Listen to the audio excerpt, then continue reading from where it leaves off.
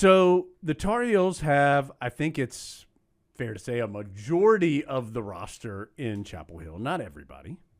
And this has been the first week of the Carolina basketball school. There's 2 sessions of that. The second session starts on Sunday. And as is always the case, they have informal pickup games at night, and then there is a camp game, which was Wednesday of this week, where you do get kind of your first look at the new guys. A lot of new guys, Adam. That's a lot of new guys. So let's see. The known quantities, or at least names that you may know associated for some amount of time with Carolina. Jaren Stevenson, Jaden Young, Isaiah Dennis. I guess that's it. Of scholarship, of guys who could figure into the rotation. So those 3 are here. We talked to Isaiah a couple weeks ago, for example. Then, Adam, you have a slew of new guys.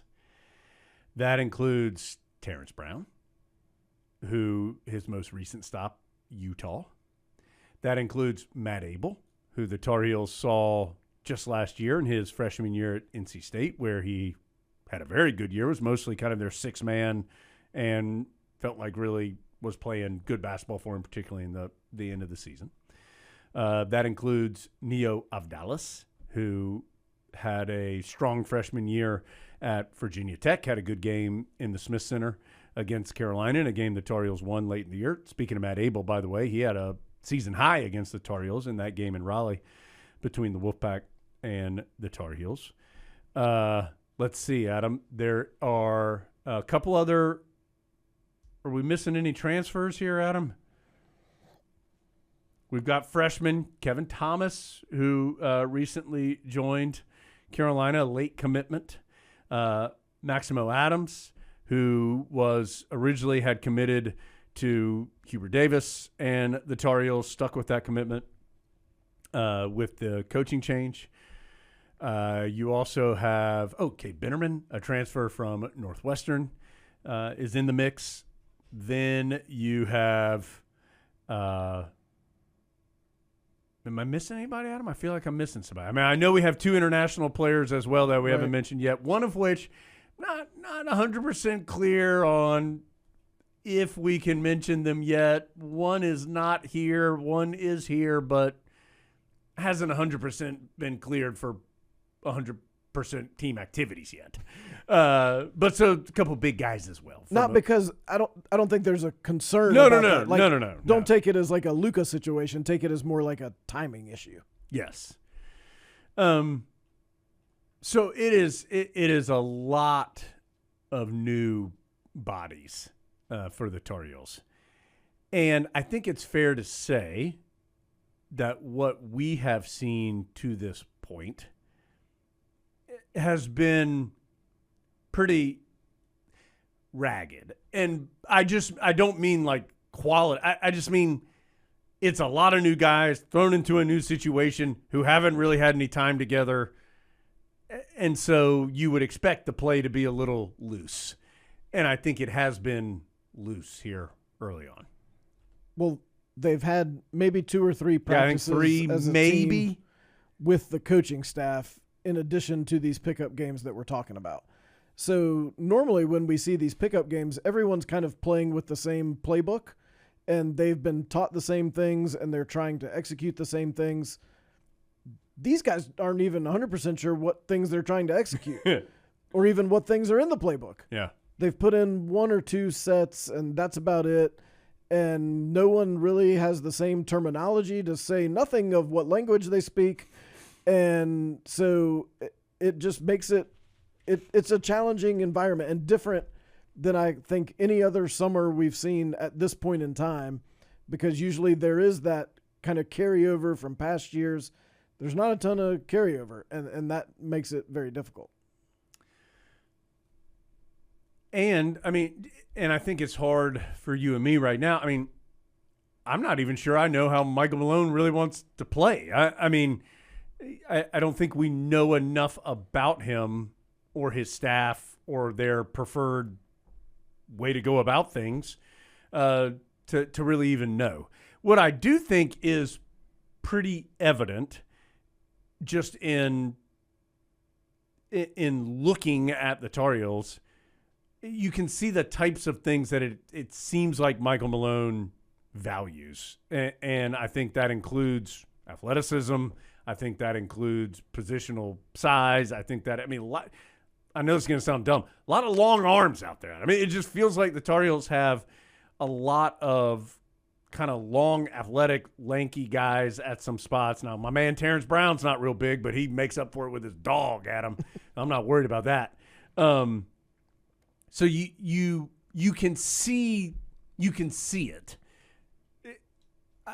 If it is 100-step journey, they might be on step 2. That's how early it is in this whole process, because it has been such a full court press, such a sprint to just get players and get a roster and figure it out. And who's to say the roster's complete? I'm not sure we know that it is. So it is so early in the journey, but I do think you can at least get some ideas of what the plan is. A lot of versatility. Yes. You could put this 5 out here right now, and you could put a different piece together 5 out there 5 minutes from now, and I think you could reasonably expect ACC level production. They look like a basketball team in the way that Jones is talking about, not necessarily in cohesiveness and knowing each other at this point in time. That'll come later. I would say that 2 people that we've heard pro guys talking about who know how to watch the game and understand the game. Terrence Brown. He is quick. We heard a former pro say this on Tuesday night, and then a different former pro said this independently today. I'm going to paraphrase that he's got some stuff about him. Yeah. In the ways that you want your point guard to have. Maybe not the best shooter. Maybe not. No. I have seen him put it in the bucket, I guess. Oh, yeah. That way. Not like I'm concerned about his shooting, but not like you look at him and go, he's a shooter, because he's so good at getting to the rim. He's not the biggest, but he's tough. And so I think, like, if you're having flashbacks to last year and another transfer guard who wasn't as big as you thought he was, it's not that guy. No. Not very different player. In any way. So wipe that away from your concerns. So I like the way he plays. Now, it's going to be a ride. Like, the fuse is always lit, and it could explode at any moment, either positively or possibly with a turnover. But it will never be boring. Yeah, I agree.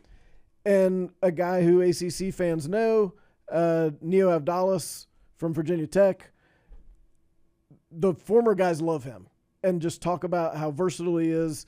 Jawad Williams coached him at the Combine last year and had nothing but good things to say about him, and said the more he touches the ball, the better Carolina will be.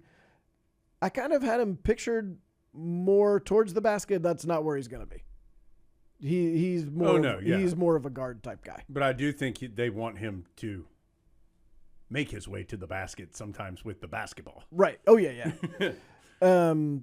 So, I mean, I think those are 2 players who people are going to be excited about this year. Now, there's no doubt that you watch this collection of players play and you think Henry Vasar would make that team a lot better. He's exactly what that group needs. And it just didn't work out that way. But there's going to be some nights that Carolina gets hurt on the boards. Yeah. And they're going to have to find other ways to make up for it. And watching them play, I think harassing teams defensively and trying to get turnovers and get out and run is going to be one of those ways they try to make up for it. Remember, the head coach is Michael Malone, who won an NBA title. So, like, he's going to see these shortcomings and X and O his way out of them. Just a couple more quick things basketball-wise. We didn't even mention Caleb Wilson going number 4 overall to Chicago. That was where I think everybody kind of assumed that he was going to end up. Feels like a good spot, Adam. Just, I mean, a big brand team, big brand city. Caleb's got the big personality. just feel they want a star. He wants to be a star. I mean, it just feels like a good marriage between those two. It's hard to imagine him not being great there. I know. Yes. I can't imagine a scenario where that would occur, both from a basketball standpoint and from a everything other than basketball standpoint. This seems like an incredible fit, and potentially a scenario where the other three teams in front of the Bulls are going to be sitting there in a couple of years going, I might have missed on that one. But it seems like he's excited about it, and I'm excited to see him there. And as of Adam and I speaking, Henry Vasar did not get drafted in the first round. Fully expect him to go, and I would guess early in the second round. And Henry made a choice for himself. Obviously, who are we to say it was the right choice, the wrong choice, whatever. From the Carolina perspective, as you referenced, it is hard not to have a little bit of a wistful thought of like, man, a veteran, big guy, experienced with what we think is the upside of the perimeter that Carolina has would have been pretty sweet.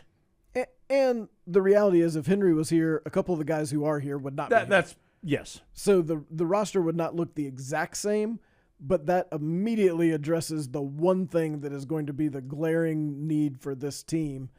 But I mean, Henry Vasar wants to be an NBA basketball player. He wants to live the NBA basketball player lifestyle, and he's going to get to do that somewhere. We don't know where yet. Right. You know, but we don't know. And I think that's what he's always wanted to do. And I think he'll be successful doing it. The other point I was going to make is just in talking to some of the former Tar Heels who were around this past week,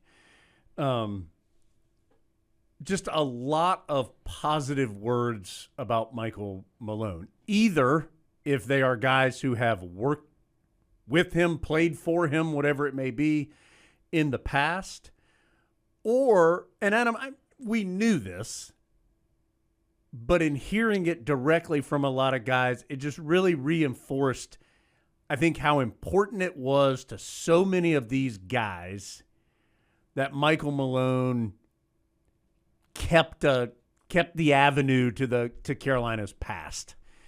There's no question that he's going to do things differently, and you and I have talked about this. Feels like Carolina needs a little kick in the backside in some things, and could use some fresh ideas and some edge and just some different things. But it's clear from talking to a lot of those guys, they really appreciate, are excited by, and I think probably built equity with them, that he's got some Carolina guys on his staff, that he clearly understands the history of the program, and that he isn't coming in with a blowtorch and taking everything down to the ashes to build it back up. There's going to be some building back up, but there's plenty of things that have worked for decades that he wants to continue to work. And we get it. The ultimate judgment is going to be when they play the games. Of course.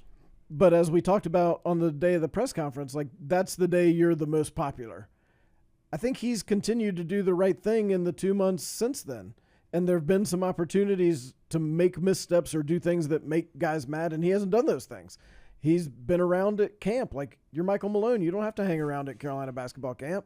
But he made it a priority to be here, went out to Omaha to watch the baseball team, and prioritized getting back so that he could be there on Monday morning to be there for the campers. Like, that stuff seems silly, but it matters. And he's done everything right so far.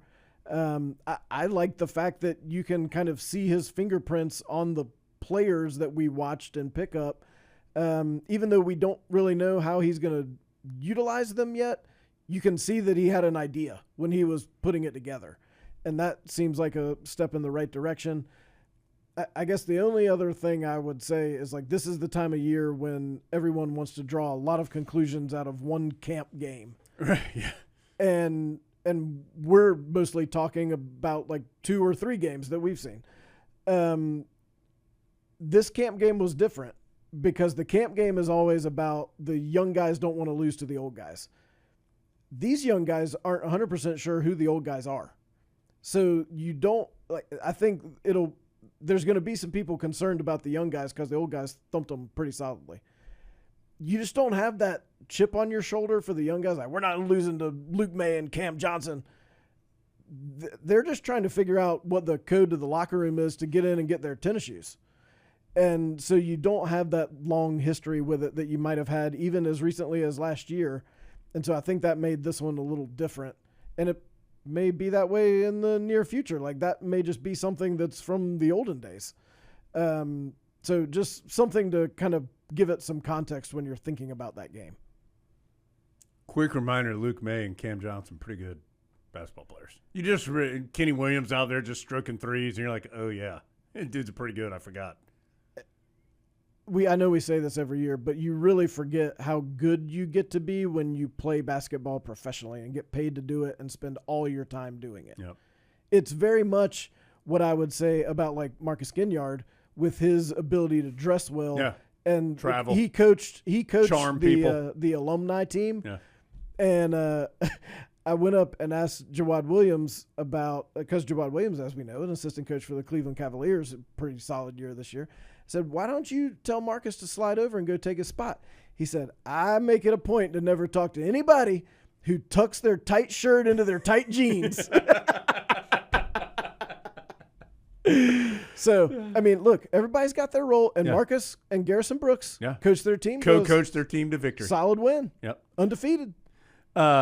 Malloy Smith was the Tar Heel I couldn't think of. Of course, Kenny Smith's son, and it has not participated in stuff right now. He's working through a health thing. Again, not a long-term issue, but just not playing right now. But he was the other Tar Heel who name was escaping me. Well, hard to believe. I mean, I think we say this every year this time of year. Hard to believe it's not that far away. Of course, baseball just finished. Football, we're looking at 2 months, and the Tar Heels are kicking off, and basketball will be out there doing it for real in about 4 months from now. So not too far away.